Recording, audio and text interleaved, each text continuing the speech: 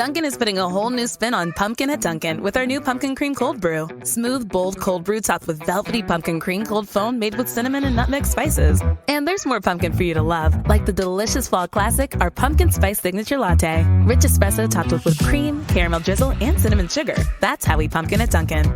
Sip into the fall season with the $3 medium Pumpkin Cream Cold Brew or Pumpkin Spice Signature Latte. America runs on Dunkin'. Participation may vary. Limited time offer. Exclusions apply. Valid on Pumpkin Spice Signature Latte only and all cold foam cold brew. Revived Thoughts is a production of Revive Studios.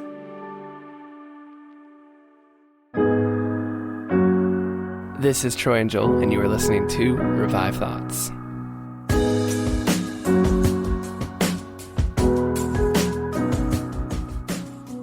Troy, how are you doing this week? I'm doing all right. It's been a long week, as all weeks usually are, especially when you have two little kids. But this week's not going too badly for me. And I got to preach today in church a little bit, so that was fun. What about you, Joel? How are things going for you? I know you're very busy. You have a big trip yourself coming up. Yeah. I don't know. It's actually probably been a while since we talked about it, but my wife and I are mission videographers. We travel and work with a missions organization and make video content, and we're leaving for South Africa in a couple days, and so we're kind of doing our final touches and getting ready to, actually by the time you're hearing this, we'll, Lord willing, be in South Africa. I'm working with some missionaries and some different ministries, filming a lot of really interesting video content. And so we're doing another Revive Convo. We got more sermons coming. Don't worry, listeners. We got sermons on their way.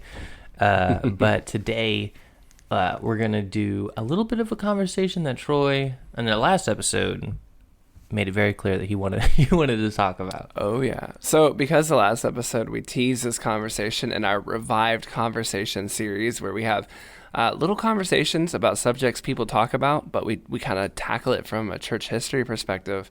I wanted to discuss this one because this is as an important one, and like I said, we mentioned it last episode, but if you're worried, if you're going, okay, so where are the sermons?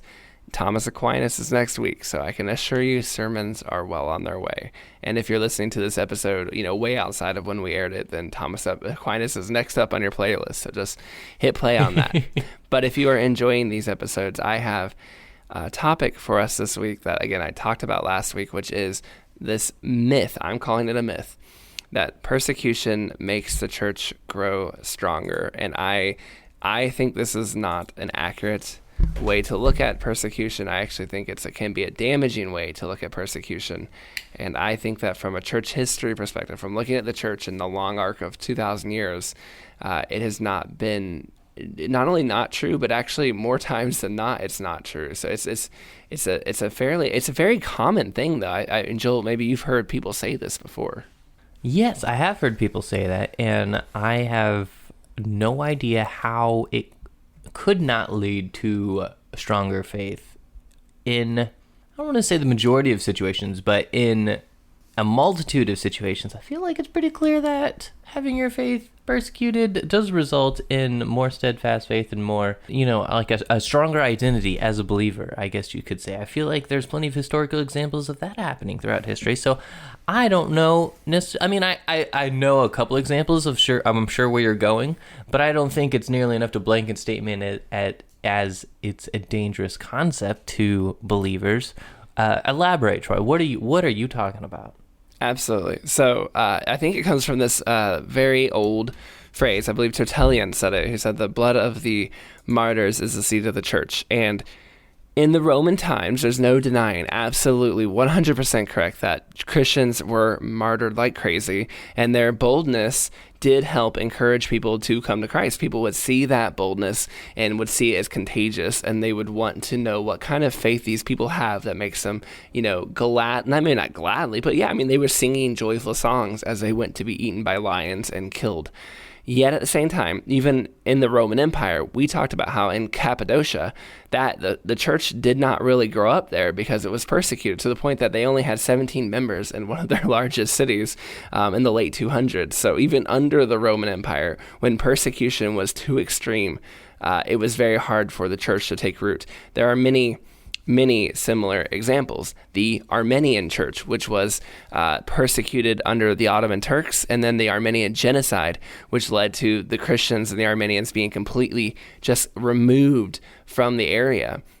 and killed to the point that they all had to flee. And I mean, they were fleeing with just whatever they had, seeing many, many, many of their brothers and sisters in Christ killed. And to this day, Armenia is not a Christian area at all. It's a Muslim, extremely Muslim dominant area, even though at one point it was one of the oldest Christian countries in the world. Japan also had a bunch of Christians come to it. And if you listen to Elise's episodes, The Rise and Fall of Christianity in Japan, you would know that it was persecuted under the Catholic Jesuits. But then in case you're thinking, well, Catholic Jesuits, those aren't, some people will say, oh, those aren't the Christians, right? Well, that's fine. But if you look at the evangelicals came in the late 1800s, and the Japanese Empire also persecuted them out to the point that Japan is called one of the hardest mission fields in the entire world today. So the faith did not grow, the church did not explode in Japan, but it was under severe persecution, right? Like the persecution was heavy and present. And yet we didn't actually see the church thrive in those conditions. We see that the church today is still struggling to make any inroads with the Japanese people. But when we turn around and we look at the countries that have been open to Christianity, when we look at the countries that have been interested in Christianity in the same exact region, move over from Japan to South Korea, which and endorse Christianity, and they have a gigantic presence of Christianity in it today. It's one of the most Christian nations in the world. Similar cultures, similar parts of the world.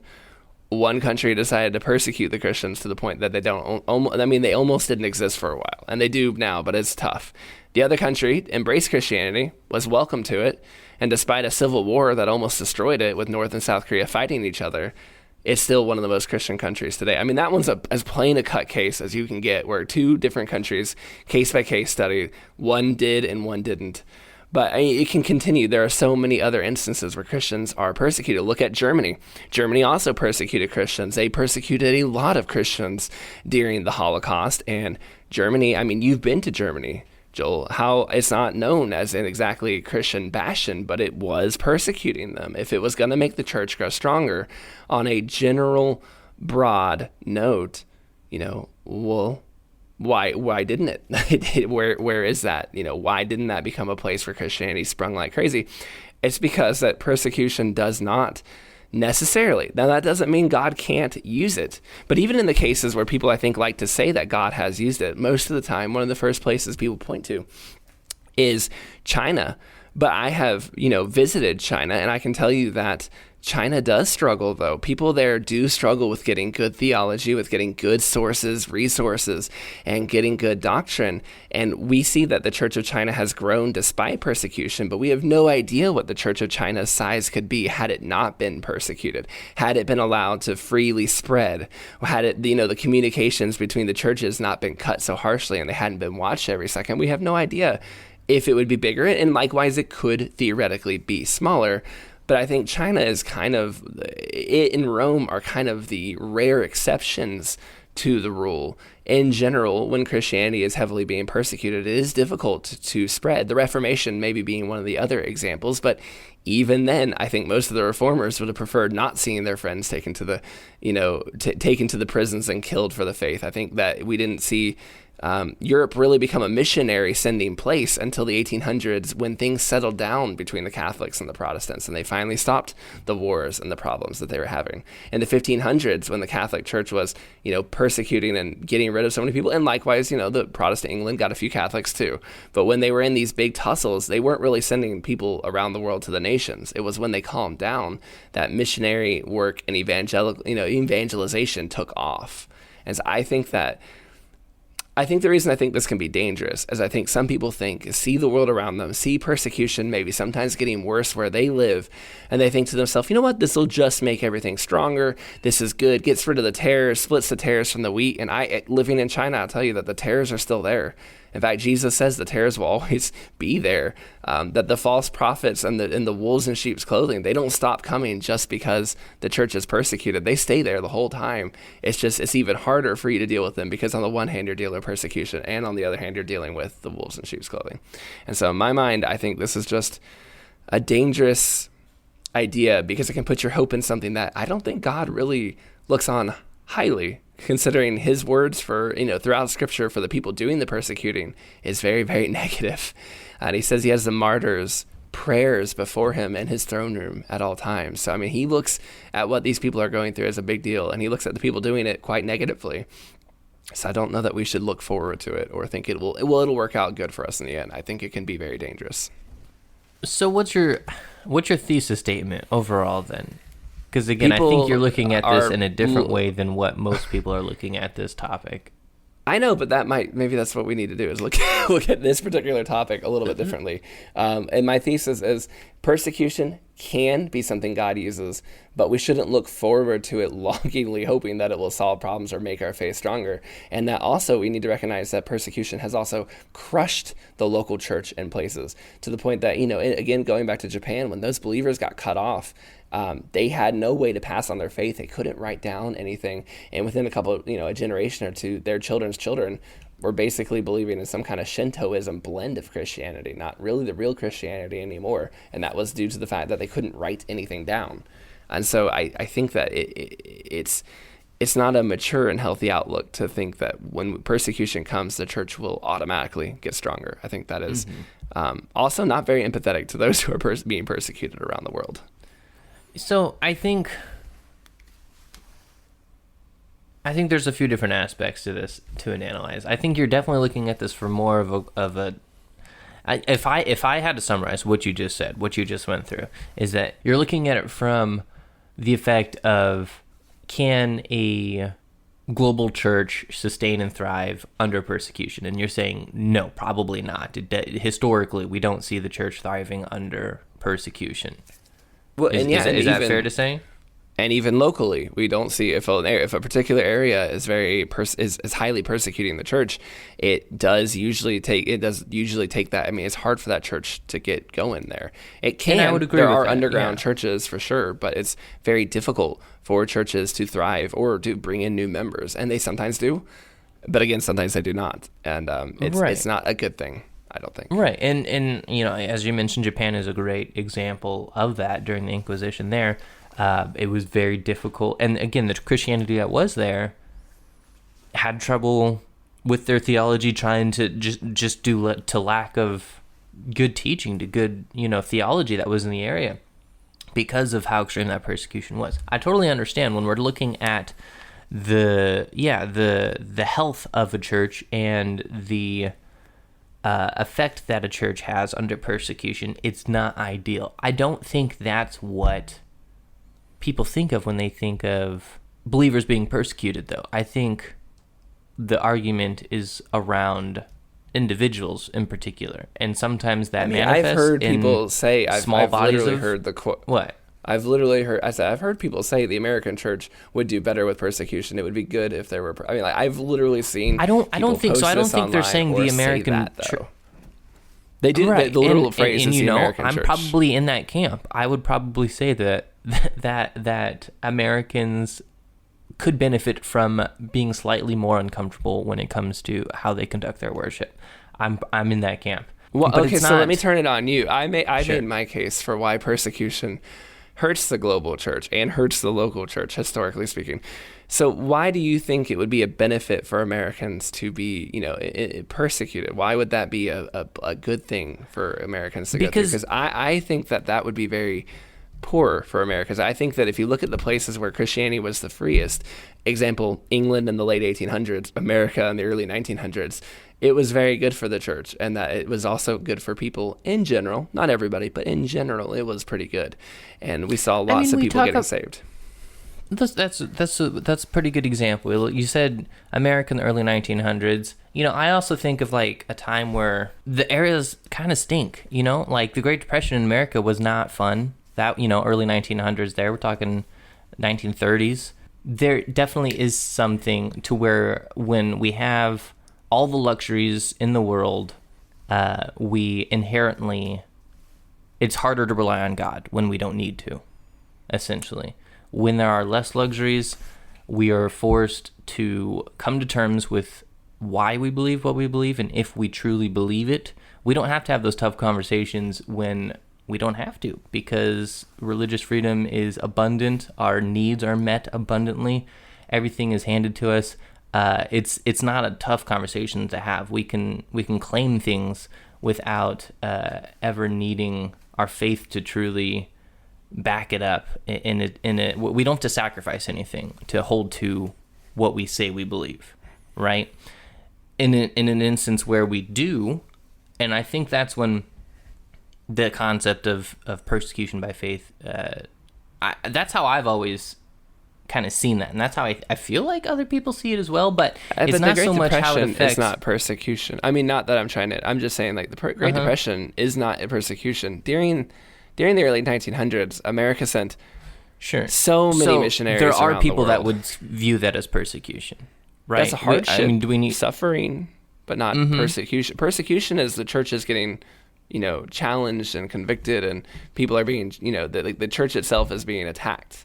And everyone went through the Great Depression, church and non-believer alike. But under the times of persecution is the church who is being kind of specifically targeted. Like hardship, oppression, suffering, the theology of suffering. I could honestly agree with you to some degree. I think that, I actually preached this morning on the fact that, if there's no thunderstorms in life, if you're never in the boat and a storm comes, when there's places where there's no rain are very dry. And so I don't disagree with you on the idea that suffering, hardship, oppression allows you sometimes to see God move.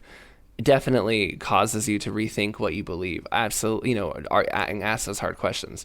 But persecution is specifically a targeting of Christians for their faith and the things that they choose to believe.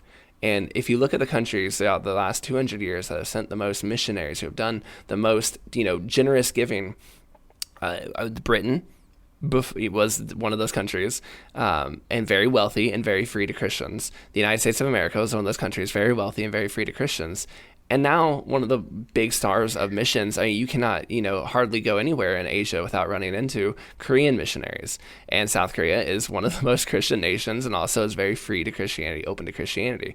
What you don't run into as much of are North Korean missionaries or missionaries from, places where the faith is currently being, from the Middle East, where they're Christian missionaries. They're not sent out from the Middle East very often. In fact, again, we're sending them to the Middle East because those places are deeply under persecution, and so the church is not able to thrive or do very well there. Yeah. So again, you're looking at it from a structural view of the amount that the church is able to thrive under persecution. As opposed individuals, I also don't think that we should look forward and look longingly towards persecution. We should always be willing to stand for the faith. But I don't know that. What I actually think is the opposite of I think what you think, Joel. I think that if I can be so bold, the Holy Spirit will give you strength. So if you are in the moment of being, questioned for your faith, I think you rely on the Holy Spirit and He will guide you through it. Yet, if you live a lifestyle of not living for the Holy Spirit, if you live a lifestyle of lacking courage for standing up for truth and for compromising, and you struggle, like we talked about before with the lukewarm Christian, I think it will be very difficult for you. And I think that in actuality, persecution may be your end in your faith. Like there are people in the concentration camps in Germany and many other places who famously said, I couldn't do it and I just quit. I didn't want to be involved with that anymore. And I think that, I can't say what would happen. Obviously, this gets a little bit towards lordship and salvation. I can definitely not go into that kind of group. But what I would say is who you are before persecution starts. Sometimes that is also who you are during the persecution. And if you are somebody who lacks courage, is not telling your neighbor about Jesus Christ when it's easy, I'm not so sure and convinced that when the times are hard and the church is being shut down and, you're told not to worship anymore, that's when you're suddenly going to start to do it. I think that in actuality, that's an interesting thought. The fear comes in. It's kind of the same way where people will say, if you're not willing to tell your neighbor in America about Christianity, as a missionary, you're probably not going to tell your neighbor either when you go overseas. And I think that's true. And I think the same way, if you're not willing to tell people now when there's nothing. I like that thought. I think that's a really interesting conversation to have, and I think we could elaborate on that a lot more if we had more time, which we don't. But I think so here's my kind of revised take on that based on what you just said. I feel like persecution forces you to solidify in one camp or the other, right? It's almost like If so, your hypothesis there, your statement of, those people, if they're not strong in their faith at home, what makes you think they'll be strong in their faith under persecution? But also in the same instance, some people won't know what kind of person they are until they're under persecution. And it'll force them to either double down on their faith or to abandon it one way or the other. And so the Christians that survive persecution are stronger because of it. Would you agree with that? To a degree, but I guess I would also say that in the times that are free and good, if you are walking around telling everyone you know about the love of the Lord, if you are embodying what it is to be a Christian, I think you can move into a time of persecution with a little bit more confidence. Not because you're of the works, of course not, but just because like you're walking in the lane and you know what you stand for. And if you're somebody who's a little bit nervous now, is not sure now, you haven't shared your faith with somebody in a long time, you're not very open about what you believe, I would encourage you, don't wait till persecution gets here to start to try to take those stands. Take those stands now. Be the courageous follower of God long before the persecution gets here, because historically there are a lot of people who do apostatize and who do walk away from church and who don't come back. And I'm not saying that will be you, but I'm saying that, again, not in a works-based way, but just make sure you're right with God before the hard times come. And if you think hard times are coming your way, get right with God before they do, because it will be, I think, more difficult. If you're not following the Lord, I think it gets more difficult to follow the Lord. I think that's why the devil, we believe the devil is a part of this. Well, I think that's why the devil likes persecution, because sometimes it can be churches, the greatest courage the church ever shows, but there are times and places where the church is no longer present and that the devil sees some pretty bad stuff happen. And I think that's why it continues to be used around the world. If it was ineffective and it didn't have any effect on the individuals or the local church or the global church, why on earth is that such a common tool that the devil chooses to go through in his tool bag? So what would you say about all of these passages where persecution is looked on favorably, right? We see Paul and Peter and James all talking about how the testing of your faith results in steadfast faith. There's a benefit to having your faith tested. I think those passages can apply just as easily. Almost all of those passages can apply to the testing of your faith. That doesn't require persecution. Your faith should be being tested. You should be, as a believer, should be doing things to test your faith and grow in your faith. Paul's directly, literally saying that I'm in prison because of my faith, and it's better because of it. I think that is very clearly a religious persecution. Yes, that I was referring to the testing of your faith one. In Paul's case, and in the case of believers who go through it, I think we can all agree there's a special crown in heaven for the martyrs in the church that stands firm under the tests. I don't think anybody would deny that the reward in that God clearly favors the martyrs and clearly looks at what they've done for the faith and says it's great and it's good. Yet, I don't know that that's something they should long for. I don't know that anybody in Jerusalem, when the church was getting started and when they were in Jerusalem and they were waiting to see what happened, I don't know that any of them are going, it was going good. We just brought a great sermon, Peter. We just brought 5,000 in, or whatever the numbers were. But it would be really helpful, and what would really make these 5,000 stronger is if we just got persecuted right now, right? Like that would be way better. No, these people should be trained and taught and discipled, and in the ideal world, it doesn't happen. But if it does happen and persecution does come your way, the good news is your faith will be tested. You will be rewarded in heaven for it, and that part is good. But your faith will also be tested if you're not persecuted. Your faith will always be tested in this life. So hypothetical, let's say there's two Troys, and there is one Troy that continues to live the life that he's currently living, and there's another Troy that gets arrested tomorrow for his faith, and he's put in prison, and for 5 years he's told to recant, and has awful living. He's beaten, and he holds to his faith, and he decides he's never going to recant, even if it means that he'll die there in prison. And eventually he's let go and is able to return back to normal life. Do you feel like that Troy would have any closer of a walk with God than current Troy? That Troy did well, it sounds like. So I guess it would probably be true. But I also don't know that the other Troy, because you're picking a very extreme circumstance, where he's really, push.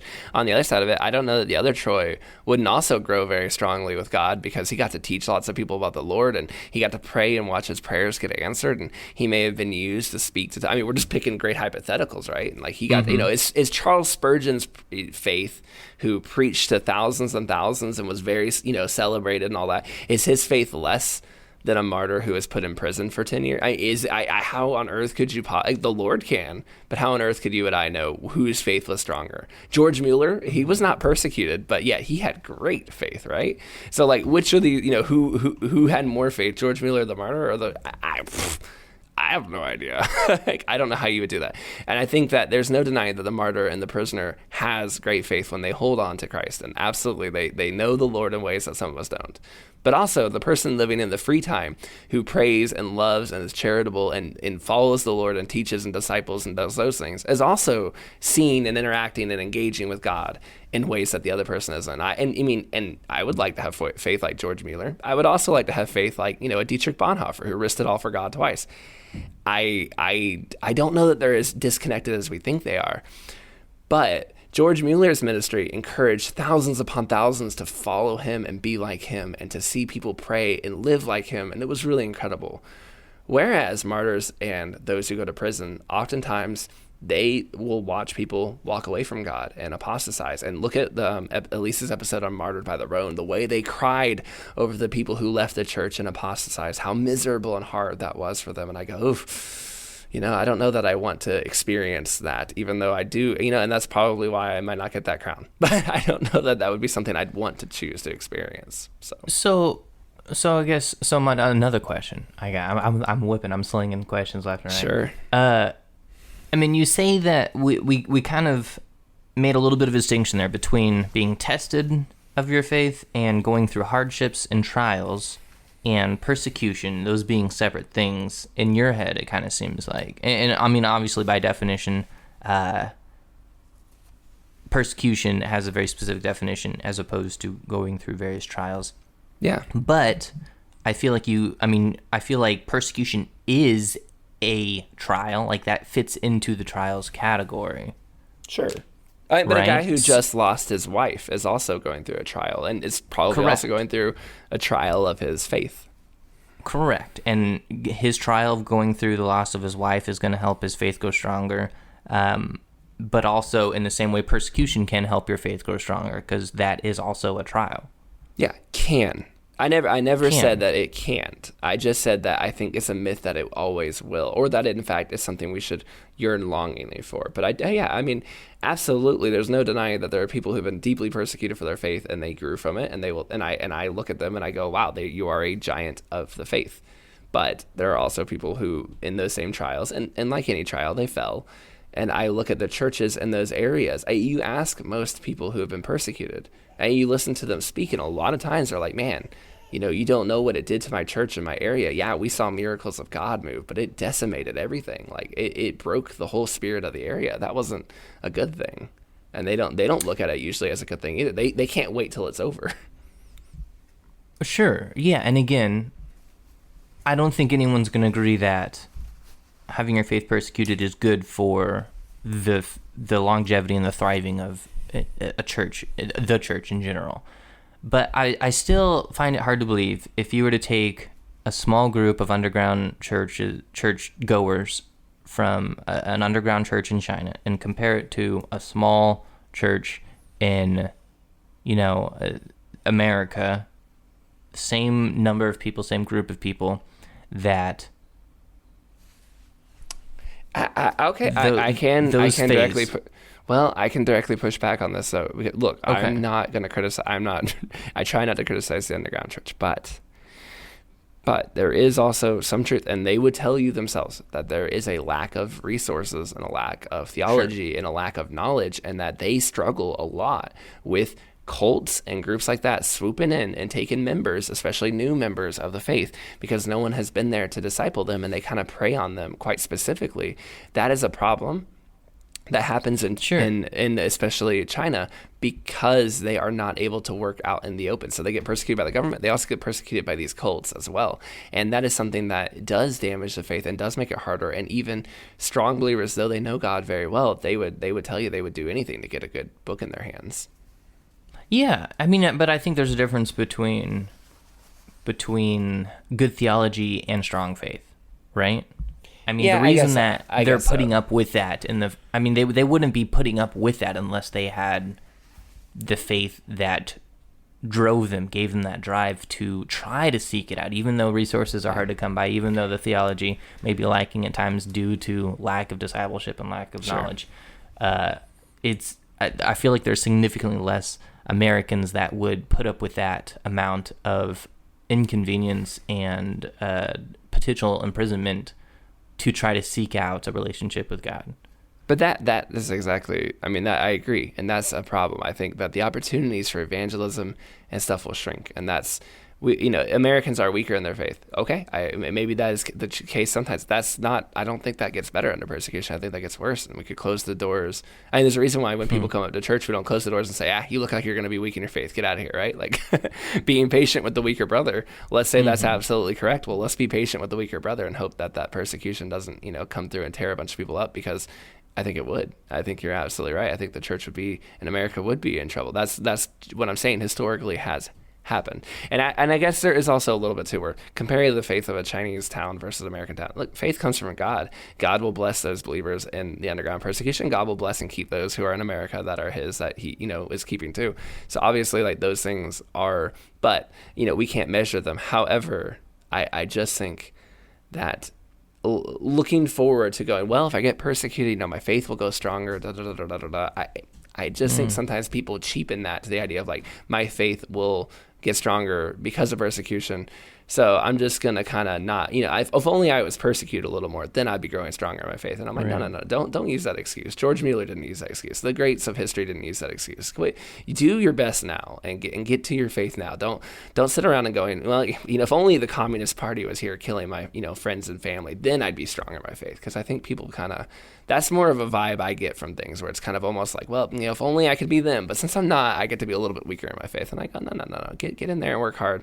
Love the Lord now. Put your time in now. And if persecution comes, you'll be prepared and you'll be ready because you're following him before. Like I said earlier, but if you're waiting for it to come, if you're just kind of sitting around going, well, I can't shine now, but when persecution comes and the gun comes to my head, that's when I'm going to shine. I would be very cautious. I think that sometimes that is true. And I think sometimes that is not actually the shiny moment you think it will be. Okay. We're going to have to call this episode at this point. I found that really interesting. I feel like when you come out the gate, Troy, I feel like you particularly phrase it controversially. I know you don't intentionally, but it seems that way until it's just because the way you phrase things initially. And I feel like you're calling me like a conflict starter. Like, Troy, if you just phrased it better, everyone would agree with you. No, I love to use history to swoop in and kind of maybe brush off the cobwebs of the way we think, because I think sometimes we look at things and it's not historically as valid as maybe perhaps we think it is. And our audience knows, we always don't see eye to eye on everything, but I feel like after I force you to explain your terminology and stuff like that, it definitely makes more sense to me where you're coming from, and ideally our viewer too. But yeah, no, I find it interesting. I hate the way you phrase your statements initially. Typically, is how these conversations go. I'm bold. I say what I think, and people just gotta have to listen. No, I'm just kidding. Something like that. I don't know. This is just the way my mind works. This is genuinely just when I look at things, I kind of go, okay, like what is working? How does this compare to the way it's actually been? And this is just literally both this last episode and this episode today. This is just how in my mind I think to approach it. And obviously the first thing, even before church history, is scripture and the Bible. And obviously the biblical worldview comes first. But I do like to use church history to also kind of, it's like a laboratory. Like, we've seen experimentation done. We can kind of test things and see how these things have affected believers, and we can see what things have worked and what things have not. So. All right. Troy, I hope you have a great week, listener. I hope you have a great week. I hope you're enjoying these revived conversations. Again, we got more sermons coming at you next. Looking forward to that. You probably will have a guest host because, again, I'll be in South Africa. We're not quite sure how we're going to record that next episode yet, but I'm assuming it'll be soloed by Troy or we'll have a guest host. We'll work it out for sure. So everybody be praying for Joel this week as it comes out. And even if this comes out way later and you're getting to this months or years down the road, pray for Joel anyway, because I'm sure he can use it. So thank you guys, everyone, for listening to this one. This probably is good, fun, revived conversation, but we're going to get back to sermons here for a little bit just to get you guys back on track. So because I have a couple coming out soon. So this is Troy and Joel, and you're listening to Revived Thoughts.